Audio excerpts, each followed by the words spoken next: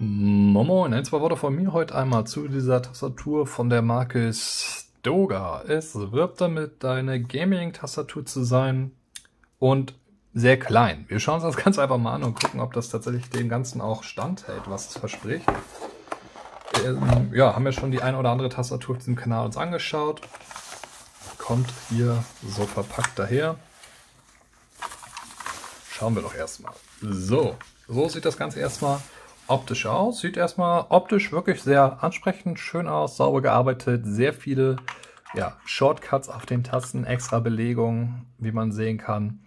Aber ja, spart dadurch halt auch ordentlich Platz. Vom Sound her können wir ja einmal hier draufhauen. Ja, klingt das ganz schön.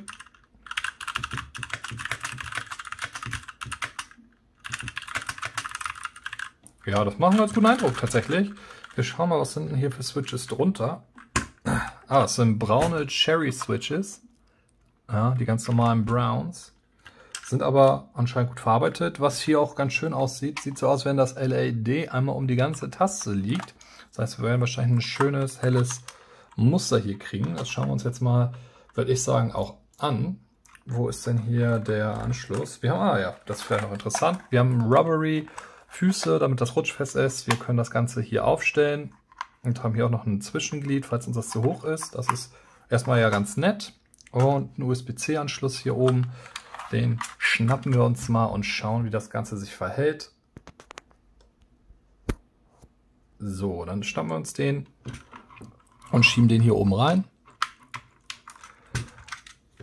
Und haben dann auch direkt unsere Beleuchtung hier aktiv. So, und so sieht das Ganze dann aus. Tatsächlich sehr dominant, sehr hübsch, ehrlich gesagt, sogar anzusehen. Bin ich auch überrascht ein bisschen drüber und es macht einen sehr, sehr schönen Eindruck. Und wir schauen mal, können wir hier das noch irgendwie ein bisschen beeinflussen? Oder müssen wir dafür extra die App runterladen? Wahrscheinlich brauchen wir die App. Wir lassen das einfach so, wie es jetzt ist. Erstmal. Und ja, meiner Meinung nach eine sehr hübsche Tastatur, die ordentlich Power hat. Wir schauen noch mal einmal drauf. Ja, tatsächlich, das LED sitzt hier oben drüber, aber durch diesen weißen, transparenten Ansatz kommt es dazu, dass wir einen sehr vibrant Austausch von den Farben haben und meiner Meinung nach sehr hübsch anzusehen. Und ja, kann man durchaus machen. Also, ich bin überrascht. Ja, doch, ist ein solides Ding an der Stelle. Wir können hier nochmal mal hoch. Also, ich habe hier nichts zu beanstanden tatsächlich. Und auch die Reichweite scheint auf dem Bildschirm soweit plausibel